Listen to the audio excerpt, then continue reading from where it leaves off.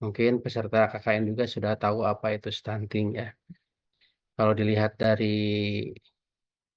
skor intelijensi atau IQ itu lebih rendah ya dibandingkan dengan IQ orang normal ya. Dan ini akan mengganggu masa depan anak sehingga ketika sudah dewasa. Oleh karena itu, sebisa mungkin kita sebagai peserta KKN bisa berkontribusi supaya jumlah stunting ini bisa dikendalikan gitu ya di Kabupaten Sukabumi. Karena program di Kabupaten Sukabumi saat ini eh, jumlahnya masih di atas 14% ya stunting itu. Sementara target pemerintah itu adalah 14% ya. Nah, kita ketahui bahwa stunting ini jelas sangat mengganggu perkembangan fisik anak yang irreversibel ya. Ini bisa menyebabkan penurunan kemampuan secara kognitif dan motorik ya, dan penurunan performa kerja eh, di masa yang akan datang. Sehingga kalau diintervensi sejak dini itu akan lebih baik. Dan kita ketahui menurut data di tahun 2021 ya, stunting di Kabupaten Sukabumi itu sekitar 24,2% ya. Kemudian pada tahun 2022 itu menjadi 27,5%. Artinya di sini mengalami kenaikan 3,3% ya. Nah, kita lihat data pada tahun 2023 di Kecamatan Negeri Bitung ini dengan 7 desa ya. Ini yang paling tinggi itu di Desa Gerbitung ya. Ada 17 orang. Kemudian kedua di Desa Ciengang itu ada 6 orang ya. Kemudian di Desa Buniwangi itu ada 7 orang. Dan dari ketujuh desa ini yang digunakan untuk lahan KKN ini hanya 6 ya. Jadi Sukamanah itu tidak digunakan untuk lahan KKN. Para peserta sudah tahu kan tempatnya? Di mana kebagiannya? Sudah, Bapak. Sudah, Bang. Sudah, Pak. Oke, ya, alhamdulillah ya. Dan ini peta Kecamatan Negeri Bitung ya. Di situ ada 7 desa ya. Desa yang secara geografis itu di pegunungan itu adanya di daerah Ciengang dan Sukamanah ya. Ini kenapa Sukamanah tidak digunakan saya sebagai pertimbangannya karena sudah dekat ke Cianjur ya. Ini perbatasan dengan Cianjur dengan ke sana itu ke daerah Campaka ya. Dan Ciengang ini juga masih daerah pegunungan. Jadi yang di daerah Ciengang itu akan banyak apa namanya dengan tempat yang ya lumayan lah bagus ya untuk dari pemandangan begitu ya. Dari alamnya yang sangat bagus ya. Kemudian di bawahnya itu ada Desa Cijure ya. Kemudian ada Desa Gerbitung, ada Desa Karangjaya, ada Desa Buniwangi, dan ada Desa Caringin. Nah, itu yang digunakan. Jadi yang wilayah pegunungan itu hanya daerah Ciengang ya, dan di bawahnya itu daerah dataran rendahnya gitu ya, yang sudah saya sebutkan tadi.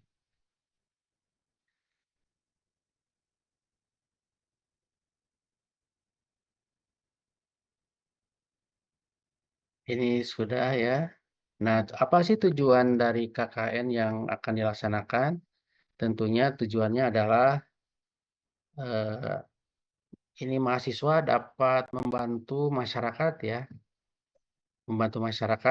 dalam meningkatkan pengetahuan, kesadaran, juga kepedulian ya tentang stunting dalam rangka mewujudkan zero stunting di Kabupaten Sukabumi. Oleh karena itu, kehadiran mahasiswa ini sangat diharapkan sekali ya membantu program masyarakat, program pemerintah Ya minimalnya masyarakat tahulah apa itu stunting gitu ya. Bagaimana pencegahan stunting. Dan stunting ini pencegahannya bukan hanya pada yang sudah terjadi stunting ya, tapi pada masa sebelum stuntingnya itu juga perlu diperhatikan.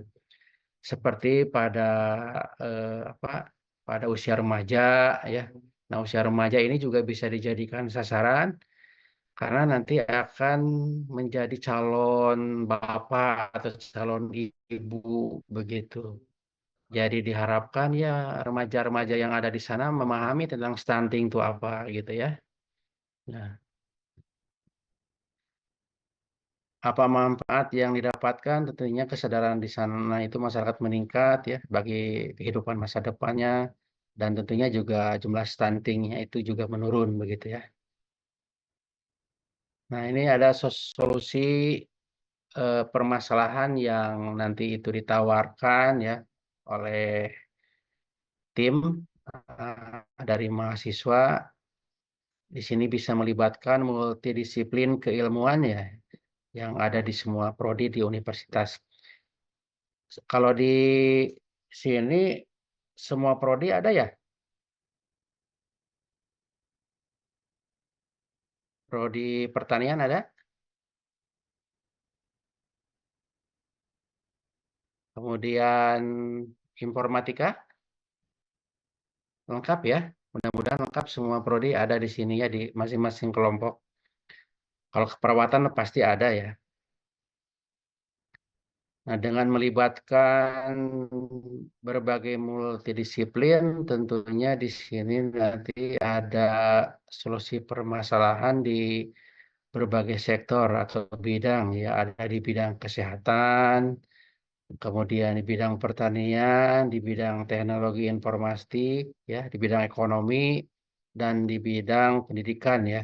Nah, kita menawarkannya nanti di masyarakat seperti ini ya oleh peserta. Untuk di bidang kesehatan tentunya dengan pemberdayaan di Posyandu kita lebih kepada mengadakan penyuluhan kesehatan ya tentang pencegahan stunting dan juga ada pemeriksaan kesehatan terhadap sasaran yang rentan terhadap stunting ya. Nah, ini bisa kolaborasi dengan pihak puskesmas setempat begitu ya atau dengan mahasiswa keperawatan yang sudah ada di sini gitu ya. Yang diterjunkan di daerah Gerbitung ini. Kemudian memungkinkan pelatihan kader kesehatan khusus stunting ya. Nah, karena program pemerintah di kabupaten itu adanya pelatihan kader stunting kesehatan itu eh, sangat memungkinkan ya. Kemudian di bidang pertanian ya mengadakan sosialisasi yang berhubungan dengan eh, tanaman atau sejenisnya gitu ya yang bisa dijadikan untuk sebagai apa konsumsi makanan yang bergizi ya. Contohnya daun kelor yang hasil penelitian ini bisa diberdayakan untuk apa stunting atau mungkin dari perikanan gitu ya. Sebagai khas daerah di sana mungkin ikan ikan yang bisa diolah menjadi makanan yang bergizi ya. Kemudian di bidang apa, teknologi informatika, harapannya ya ada program sistem informasi kesehatan di masyarakat untuk promosi kesehatan. Ya kalau misalnya ada orang TI di sini, itu bisa apa namanya bisa diprogramkan, misalnya di tiap desa itu memiliki aplikasi apa begitu ya, yang apa menjangkau informasi di masyarakat. Kemudian di bidang ekonomi, nah ini khususnya di bidang ekonomi menggali potensi wisata alam sebagai pendapatan wilayah ya. Karena memungkinkan di sana potensi wisata alam itu seperti di daerah Ciengang itu sangat bagus ya pemandangannya gitu ya dan pertaniannya di sana itu. Di bidang pendidikan tentunya kalau ada dari FKIP ya, prodi FKIP ini juga bisa memberdayakan ini sekolah sebagai tempat promosi kesehatan ya. Kemudian literasi numerasi, literasi digital dan lingkungan. Dan silakan nanti berkolaborasi dengan pihak sekolah di sana karena sekolah di sana itu kan ada tingkatan dari mulai PAUD, kemudian SD, SMP, SMK, ya SMA gitu ya di sana. Dan itu juga menjadi sasaran juga ya untuk pendidikan stunting ya untuk remaja gitu. Karena remaja ini juga menjadi sasaran sebagai calon bapak dan calon ibu harus tahu dulu dari awal tentang stunting itu apa gitu ya. Nah, ini programnya ya mulai dari survei apa ada kegiatan primer, kegiatan sekunder. Tentunya kegiatan primer ini ya dimulai dari dengan survei identifikasi permasalahan sesuai dengan lokasi KKNT ya. Kemudian dengan survei ini akan teridentifikasi apa permasalahan di lokasi. Nah, jadi harapannya nanti sesuai tadi pengarahan dari panitia ya, mahasiswa itu nanti berkoordinasi dengan desa ya, supaya bisa teridentifikasi apa sih permasalahan, juga minimal juga mendapatkan tempat base camp ya, base camp untuk di lokasi. Dan tadi juga disampaikan kalau bisa base campnya terpisah ya antara laki-laki dan perempuan gitu ya, jadi tidak bersatu. Dan kalau base camp yang di Desa Gerbitung khusus ya karena saya ada kenalan di sana. Silakan saya kasih nomornya. Kebetulan Ketua PGRI Gerbitung. Beliau apa katanya memiliki tempat untuk menampung mahasiswa. Silakan berkoordinasi dengan apa dengan beliau ya. Beliau sudah menitipkan ke saya kalau mau misalnya itu keputusannya saya silakan kepada mahasiswa ya. Terpakai tidaknya itu nanti mahasiswa yang memutuskan gitu. Untuk yang di Desa Gerbitung ya. Nah, kemudian sesuai bidang tadi yang saya sampaikan ya sudah dijelaskan ya dari mulai bidang kesehatan, pelatihan kader, di bidang pertanian, di bidang teknologi, bidang ekonomi.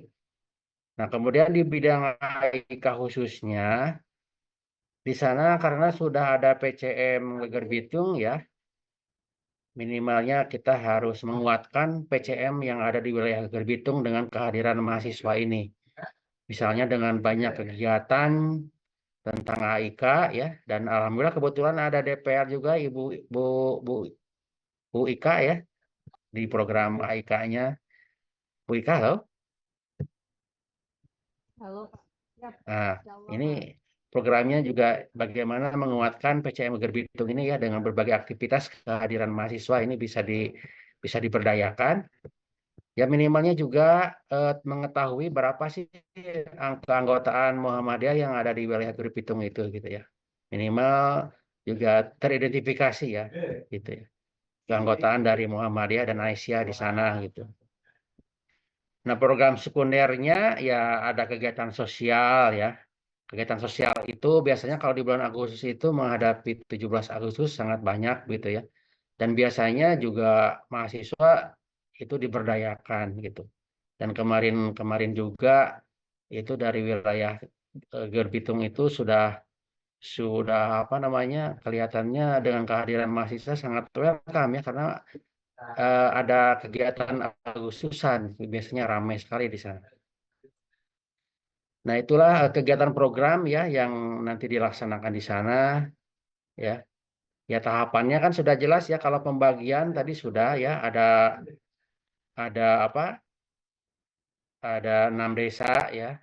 Yang dipakai hanya 6 desa. Jumlah kelompoknya itu sudah dibagi ya oleh panitia. Ini jadi bukan 7 desa ya.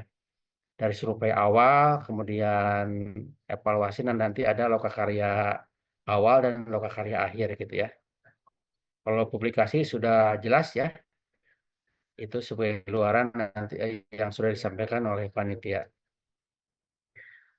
Nah, itu program-programnya ya yang nanti kita akan laksanakan bersama-sama peserta KKN yang akan didampingi oleh DPL, dan alhamdulillah DPL yang hadir pada hari ini DPL yang luar biasa ya, dan peserta KKN mahasiswa jangan sungkan-sungkan untuk selalu berkoordinasi dengan DPL ya. Dan harapannya nanti kita untuk memudahkan koordinasi, jadi ada grup ya, ada grup apa namanya antara DPL dan kelompok ya. Juga ada grup eh, koordinator program dengan khusus ketua kelompok masing-masing ya. Jadi mohon nanti untuk membuatkan dua grup ya. Grup pertama antara DPL dengan kelompoknya sesuai desanya, kemudian grup koordinator program dengan ketua kelompoknya. Kalau grup antara koordinator program dan DPR itu sudah ada gitu ya. Tapi yang belum ada itu adalah grup DPL dengan anggotanya ya sesuai desanya. Kemudian yang kedua yang belum itu grup koordinator program dengan khusus ketua kelompoknya dari masing-masing kelompok di 6 desa ini, begitu ya. Jadi mohon untuk koordinasi dengan masing-masing ya. Dan nanti akan saya sharekan nomor HP saya, nomor WA saya supaya dimasukkan di grup khusus koordinator program dengan ketua kelompok ya. Jadi tolong nanti dibuatkan grupnya, ada dua grup DPL dengan kelompoknya masing-masing sesuai desanya, dan satu grup lagi, grup koordinator program dengan masing-masing ketua kelompok gitu. Dan karena juga nanti Bapak sebagai koordinator program akan melaksanakan monet juga ke setiap wilayah gitu ya. Barangkali itulah penyajian dari saya, dan kita akan dikembangkan dalam diskusi ya. Barangkali kalau ada pertanyaan dari peserta KKN, juga dari DPL, kita akan diskusikan bersama-sama. Saya serahkan ke Pak Saleh, mangga Pak Saleh. Baik, terima kasih Pak Endri sudah menyampaikan program-program yang akan disanakan pada saat KKN. Mangga untuk berikutnya kepada Bapak Ibu DPL ataupun mahasiswa yang ingin eh, ditanyakan, silakan kepada Bapak Endri sebagai koordinator program di Kecamatan Bukit Bitung. Barangkali nanti mau teknis pemberangkatannya bagaimana, atau yang belum buat grup silakan buat grup per DPL ya, per desa, per kecamatan, sehingga nanti memudahkan untuk koordinasi gitu.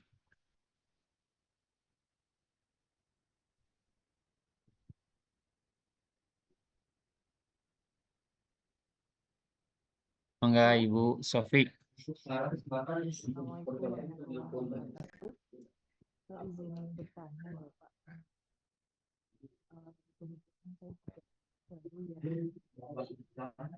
Halo Bu Sofi, suaranya nggak terdengar.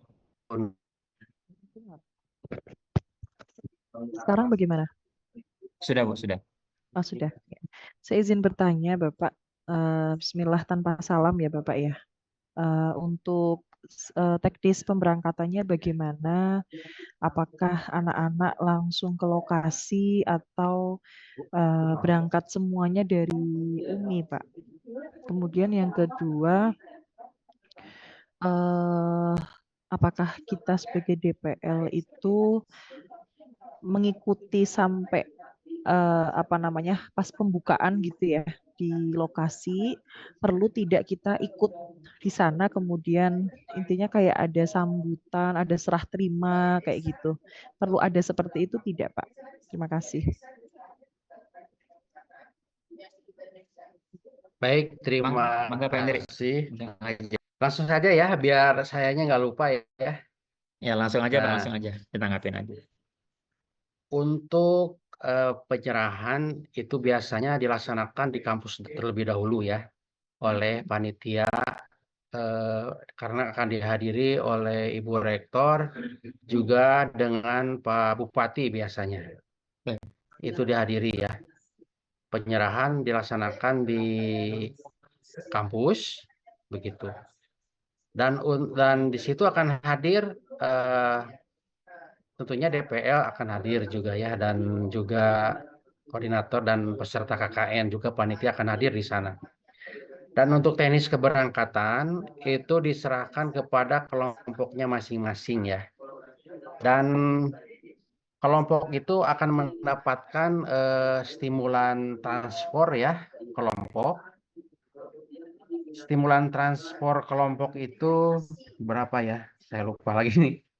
Transport mahasiswa keberangkatan itu sekitar 175.000 ya. Jadi satu kelompok itu akan diberikan stimulan dari panitia ya, dan dikoordinir oleh DPL gitu ya. Sebesar 175.000 per kelompok gitu ya. Dan nanti mekanisme pemberiannya itu bisa ditransfer atau apa namanya, bisa nanti ketika pas penyerahan gitu ya. Makanya nanti setiap kelompok itu harus ada bendahara, harus ada bendahara dan rekening juga kalau kalau bisa mah ya, karena selain stimulan transport 175.000 ya per kelompok, ini juga ada stimulan program ya.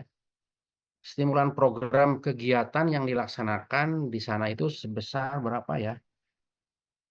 Eh, Satu kelompoknya itu 1.500.000 ya. Nah, itu 1.500.000 itu nanti akan diberikan ketika kelompok sudah membuat programnya gitu, apa rencana-rencananya yang akan dilakukan gitu. Dan 1.500.000 itu adalah untuk program kegiatan di sana ya, untuk pemberdayaan di sana. Jadi bukan untuk biaya kontrakan, bukan untuk biaya makan, bukan itu 1,5 itu. Itu untuk kegiatannya gitu ya, kegiatannya di masyarakat gitu. Jadi mohon diingat. Jadi artinya setiap kelompok juga kemungkinan harus harus ada pengorganisasian ya. Ada ketuanya, ada sekretarisnya, ada bendaharanya. Ya harus ada udunan juga di antara peserta KKN gitu ya, karena untuk kebutuhan operasional di sana. Dan stimulan untuk kegiatan dengan masyarakatnya itu oleh panitia itu 1.500.000 gitu ya. Itu untuk mahasiswa. Dan nanti juga ketika serah terima DPL itu wajib hadir di lokasi gitu ya, di desanya masing-masing begitu. Karena akan penyerahan juga kepada kepala desanya di sana gitu. Dan untuk serah terima biasanya di tingkat kecamatan dulu, kemudian setelah di kecamatan, kemudian langsung ke desa. Dan di kecamatan juga kita memang belum belum koordinasi ya. Pasalnya kalau ke kecamatan oleh siapa ya itu nanti koordinasi? Pasalnya sudah ada yang koordinasi Gimana, Pak? nanti yang ke masing-masing kecamatan. Surat itunya sudah ada Ini belum? sama Dan koordinator kan ya? kalau surat Kalau surat itunya nanti di suratnya nanti diantar sama mahasiswa, Pak. Jadi nanti sebelum hari H itu mahasiswa menyampaikan suratnya. gitu. Kalau ke kecamatan oleh koordinator ya. Iya, betul, Pak. Surat dari apa nanti Kesbang Linwaspol sudah ada belum? Kalau surat dari Kesbangpol sudah ada, Pak. Nanti Oh dilampirkan. sudah ada ya. Nah, Ya berarti saya ke kecamatan sebisa mungkin minggu ini ya untuk menyampaikan sama suratnya begitu ke kecamatan. Nah itu perkiraan bukan perkiraan ya, kepastian yang sudah dipastikan prosesnya seperti itu Bu Ika. Barangkali ada yang kurang atau sudah cukup jelas Bu? Sudah cukup, Pak. Penuhun. Terima kasih, Pak. Ya sami-sami Bu. Mangga Pak Saleh. Assalamualaikum Pak Hendrik. Oh ya mangga Pak Arif. Iya, eh, ini Pak Hendrik, apa kita sepakati seperti yang awal dulu untuk lokakaryanya di masing-masing desa atau eh, di kecamatan, mengingatkan kebutuhan biayanya cukup banyak ya kalau nanti mengundang banyak orang di tingkatan desa ya.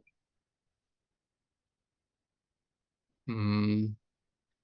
Mangga kalau itu eh, memang kita juga belum belum melihat di situasi di lapangan gitu ya. Apakah lokakaryanya mau di tingkat desa atau di kecamatan. Tapi kalau bisa sih sebetulnya lebih bagus di desa gitu. Karena kalau di kecamatan nanti yang datang itu biasanya hanya perwakilan dan juga informasi kegiatan yang akan disampaikan yang juga hanya beberapa orang saja gitu yang hanya mengetahui. Tapi kalau di desa masing-masing itu akan lebih lebih terpapar gitu dengan lokakarya awal desa itu akan lebih bagus sebetulnya. Saran saya sih seperti itu. Kalau misalnya mau di lokakarya awal di kecamatan,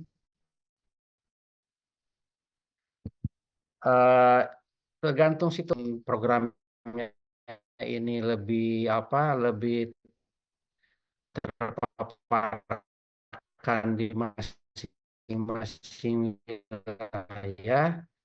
Harapannya biar tahu begitu. Saya khawatirnya ketika hanya di kecamatan itu, ketika datang mahasiswa, masyarakat tidak tahu apa programnya yang akan dilakukan oleh peserta KKN itu, begitu. Jadi kalau yang di kecamatan mah itu alternatif saja Pak Arif, gitu ya. Oleh karena itu nanti peserta KKN ini juga kalau bisa mah ada panitia KKN-nya itu di tingkat mahasiswa, ada tingkat kecamatan, ada tingkat desa ya. Jadi kalau yang tingkat kecamatan itu untuk mengkoordinir kegiatan di awal penerimaan dan nanti penutupan di lokakarya akhir gitu. Nah, kalau lokakarya akhir itu bisa dilakukan di desa, juga bisa di kecamatan. Nah, kalau lokakarya akhir itu karena berbarengan dengan penutupan begitu. Dan memungkinkan juga di desa sambil sambil pamitan juga di kecamatan. Maka itu mah untuk yang kedua, yang untuk lokakarya akhir mah bisa saja di kecamatan gitu dengan satu tempat karena itu akan menyampaikan apa saja kegiatan yang akan dilakukan dan rekomendasi apa yang akan disampaikan. Dan di tingkat desa ya juga itu ada, silakan, tidak ada masalah gitu ya. Yang penting target poinnya tercapai begitu. Seperti itu Pak Arif. Oh iya, terima kasih Pak Hendrik. Mungkin lebih baik di ini ya, dibahas di antar koordinator, antar apa DPL aja biar Ya, kita boleh. kejar Ya, kita. ya, ya tinggal itu kan aja antar DPL silakan di dikoordinasikan. Iya, Kalau keinginan saya mah ya seperti itu. Itu alternatif yang paling utama kalau misalkan ingin lebih mengena KKN-nya, memang karya iya, awal itu bagusnya di tas masing-masing desa gitu. Biar karena di awal itu biasanya apa masyarakat akan tahu bahwa ada KKN di sana gitu ya. Seperti itu dan apa program yang akan dilaksanakan di sana gitu. Nah, begitu. Itu Pak Arif. iya, iya. Terima kasih Pak Hendrik. Yuk, mangga, mangga. Izin bertanya, Pak. Yuk, mangga, silakan. Perkenalkan saya Dian dari kelompok 24 Desa Buniwangi, Pak. Saya ingin bertanya, saya kan sebagai kelas karyawan ya, Pak ya. Maksudnya untuk pelepasan itu kan di tanggal di tanggal berapa? 13 itu hari Selasa ya kalau nggak salah. Nah, eh, kalau kami berhalangan hadir gimana, Pak? Apa wajib semua hadir untuk pelepasan KKN tersebut? Terima kasih, Pak. Oke, baik. Untuk khusus kelas karyawan, memang ada perlakuan khusus ya. Kalau di aturan itu 1 minggu itu ya wajibnya 2 kali gitu ya. Dan itu di hari di hari yang pas libur gitu. Bisa hari Sabtu atau hari Minggu gitu ya. Sabtu Untuk Minggu mungkin ya, Pak. ya begitu. Nah, kalau pas penerimaan misalnya ada yang berhalangan karena kerja, itu diperbolehkan gitu ya, diperbolehkan. Tapi kalau misalnya eh, kebetulan sedang libur, ya harapannya hadir gitu ya, kalau memungkinkan gitu. Tapi kalau misalnya berbenturan dengan pekerjaan, ya nggak apa-apa sih. Karena memang untuk kelas karyawan ini atau kelas non-reg ini atau RPL ini ada perlakuan khusus begitu ya. Seperti itu, Pak Dian. Oke, Jelas ya? baik. Terima kasih, Pak. Jelas, Pak. Ya, Makasih. oke oke. Gitu ya pasalnya betul nggak pasalnya panitia nih saya takut salah juga nih. Betul kan pasalnya? Iya, ya betul Pak, betul Pak. Nah, Oke oke siap. baik untuk siapa nih? Kak Zidan ya. Untuk surat itu yang kecamatan nanti oleh koordinator, kemudian yang desa nanti oleh mahasiswa. Nanti diambilnya hari Kamis, boleh sudah ada sehari Kamis sudah ada suratnya. Nanti silakan untuk survei pengantaran ke desa masing-masing. Gitu Pak Henry dan teman-teman. Zidan.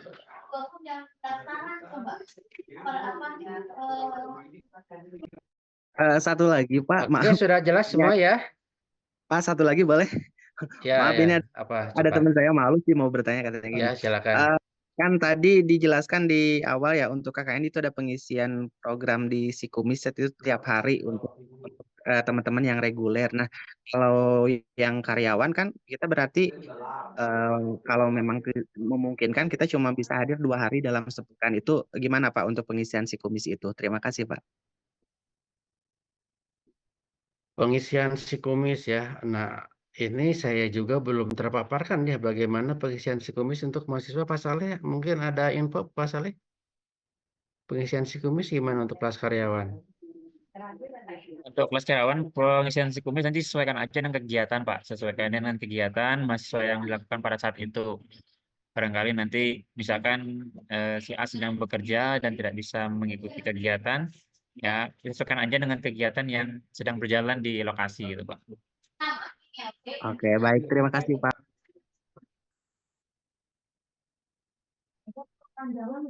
Oh, silakan Pak Dadan. Wih, ini ada master nih Pak Dadan. Cek.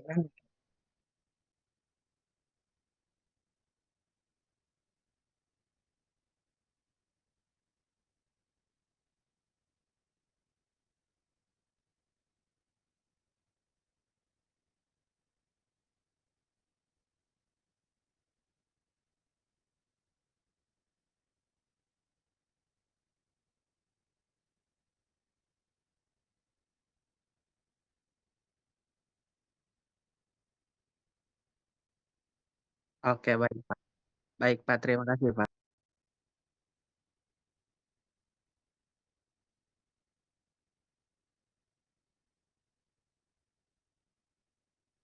Oke, sudah jelas ya. Itu nomor WA saya sudah dituliskan di chatbox ya. Silakan untuk dicatat ya. Saya sebagai koordinator program dan nanti kita buat dua grup yang belum dibuat, grup koordinator dengan ketua kelompok dan grup DPL dengan kelompoknya masing-masing ya. Jangan lupa. Silakan ada lagi pertanyaan?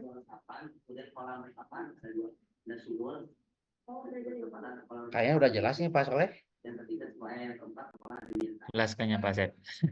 Pak, Ada yang mau mohon bertanya, Assalamualaikum, Pak? Ada yang tanya, Pak? Oh ya. Pak Hamdi sama Zidan.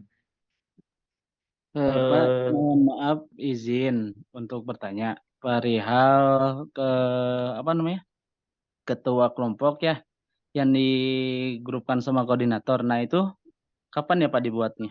Terima kasih.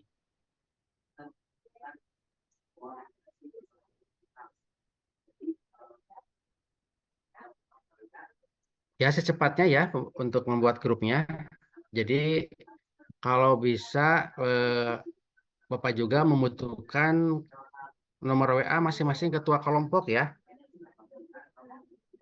Itu masing-masing ketua kelompok mencatat nomor koordinatornya ya dan nomor DVL-nya gitu. Jadi mahasiswa kalau bisa membuat grup koordinator dengan ketua kelompok, kemudian DPL dengan anggota kelompoknya masing-masing. Secepatnya ya kalau bisa, karena banyak informasi-informasi nanti yang akan disampaikan gitu. Assalamualaikum Pak Punten. Ya, Izin bertanya untuk kelompok 27 Desa Cijurai itu DPA-nya siapa ya Pak ya? Kalau boleh tahu.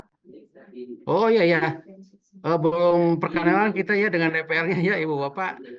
Iya Pak, jadi agak bingung gitu. Belum ya. Oke, terima kasih Bu ya. Pujia. Mohon maaf belum Bu Pujia. Nanti Bu Pujia ya. dibacakan. Pasalnya mohon Ya, Bu Pujia. ini kan mohon disampaikan Saya Oke Pak, 29. disampaikan ya. sama Pak Saleh. Saya nggak megang datanya. Yuk, mangga atau Desa Ciengang ya. Oke, untuk kelompok 24, Kebetulan Pak Dadan di Desa Ciengang, kemudian untuk Bu, kelompok 24 itu koordinator DPL-nya Bu Sofi di Bu. Kelurahan Buniwangi. Kemudian untuk kelompok 25 DPL-nya Bapak Ujang Dindin ya di Kelurahan Geger Bitung. Kemudian kelompok 26 kelompoknya DPL-nya Pak Dadan Rahmat ya di Desa atau Kelurahan Ciengang. Kemudian kelompok 27 DPL-nya oleh Ibu Pujia Siti Walkis di Kelurahan atau Desa Cijurai. Dan kelompok 28 DPL-nya Bapak Arif Judianto di Desa atau Kelurahan Karangjaya. Dan kelompok 29 DPL-nya Ibu Isma di Kelurahan Caringin. Itu barangkali untuk kelompok dan dosen pembimbing lapangannya. Nanti mangga silakan kontak WA DPL masing-masing dan buat grup, dan silakan ditentukan ketua kelompoknya siapa, karena nanti kesediaannya Ibu DPL dan ketua kelompoknya nanti akan kita buatkan satu grup sebagai mengantisipasi jika terjadi sesuatu hal yang tidak kita inginkan nanti supaya dari BPJS Ketenagakerjaan bisa memonitor dan bisa ditindaklanjuti gitu. Itu Pak Hendrik. Baik. Saya kira sudah jelas ya semuanya. Ada pertanyaan lagi tidak? Makasih sebelumnya Pak. Ya, sama-sama. Oke.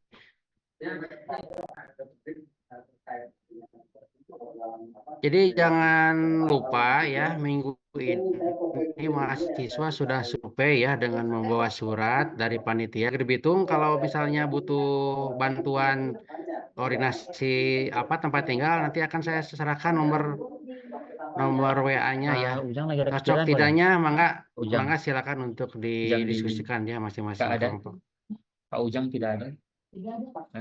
Di grup di Zoom.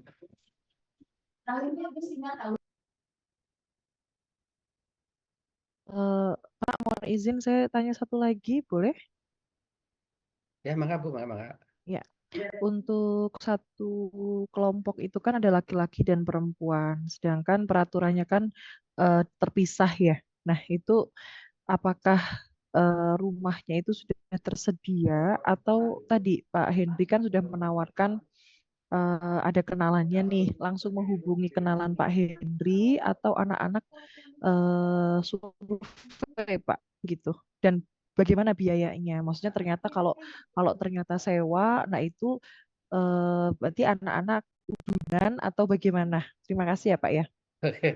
Oke. Terima kasih. Itu sebetulnya yang Bapak informasikan tadi, yang saya informasikan tadi, yang khusus di Desa Geger Bitung itu kebetulan kenal dengan beliau gitu, dan saya menyampaikan bahwa di Kecamatan Geger Bitung mau ada KKN. beliau menawarkan tempat tinggal.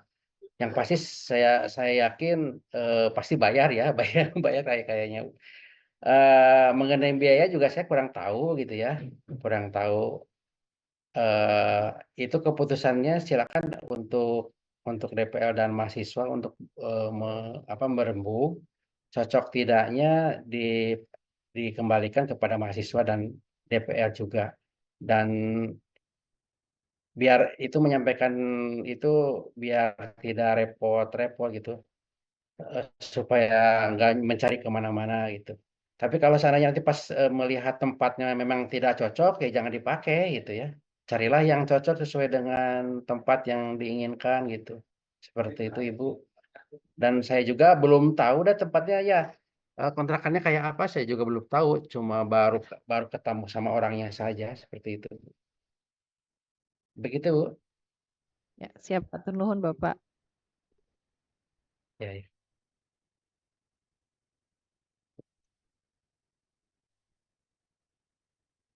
Kayaknya sudah cukup Pak Saleh ya. Sudah barangkali Pak, kalau dari teman-teman mahasiswa ada lagi yang ingin ditanyakan kepada DPL-nya atau koordinatornya?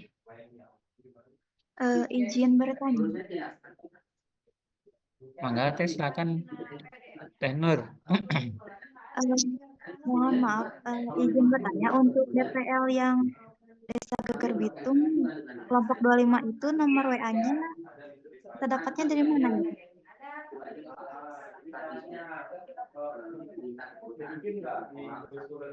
Kemudian Pak Endri, untuk Pak Ujang kira-kira gimana Pak? Oh Pak Ujang ya. Nanti Pak Ujang, saya juga belum mendapatkan ini ya nomor WA-nya Pak Ujang. Kalau dicari sih ada pasti. Eh, Nanti saya akan serahkan aja kepada DPL-nya. DPL nanti yang menyerahkan ke ketua kelompok paling gitu aja. Baik, Bapak, terima kasih.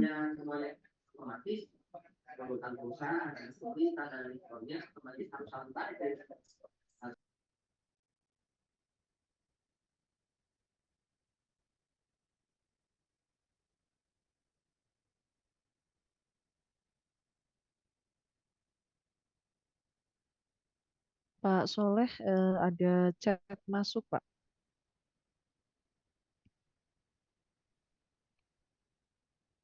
dari R. Zuhra, kelompok 29.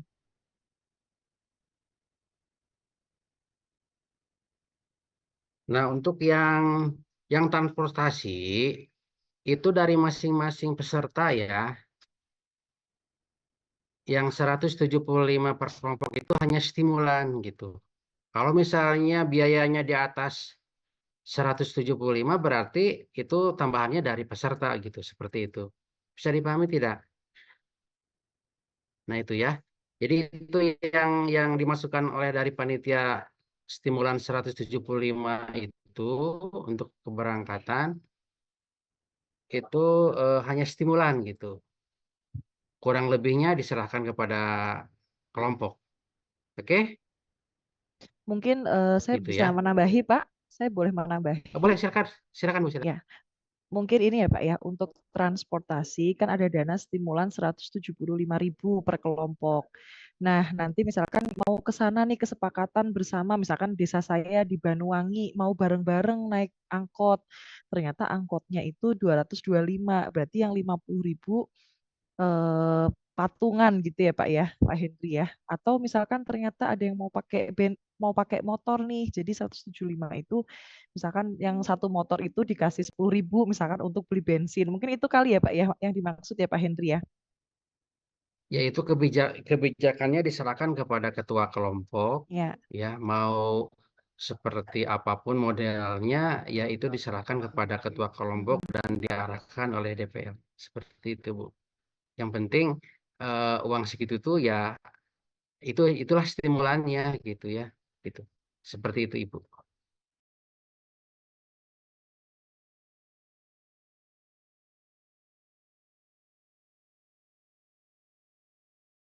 Gimana? Sudah jelas semuanya? Baik, Bapak jelas izin Pak. bertanya.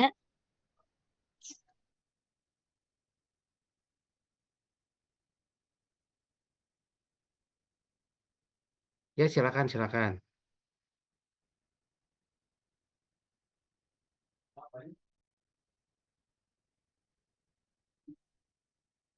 Ya, Anissa, silakan mau bertanya apa?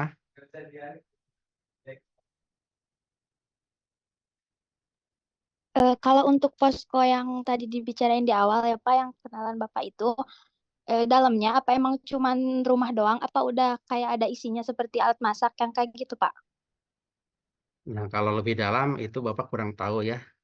Silakan nanti itu mah survei saja silakan oleh kelompok ya. Bapak hanya menyampaikan ini aja, apa ada orang sana yang punya tempat gitu. Bapak juga belum ngecek. Tadi udah disampaikan di awal, belum tahu rumahnya seperti apa ya. Oleh kelompok dicek saja. Oke? Oke Bapak, Oke, makasih. oke Bapak. Mungkin Bapak untuk posko itu kita Eh, boleh sambil survei ya Pak. ya makanya sebelum apa menempati survei itu sambil memberikan surat gitu ya ke desa oleh kelompok ya jadi Baik Bapak. biar tahu wilayahnya gitu ya Pak Saleh kayak cukup jelas Pak Saleh udah beres nih udah Ya, jam cukup Pak. udah Nah, 1 jam lebih itu ya di ini sih di kolom chat ada mahasiswa yang tanya yang sama grup sama koordinator itu nanti dibuat sama koordinator atau apa namanya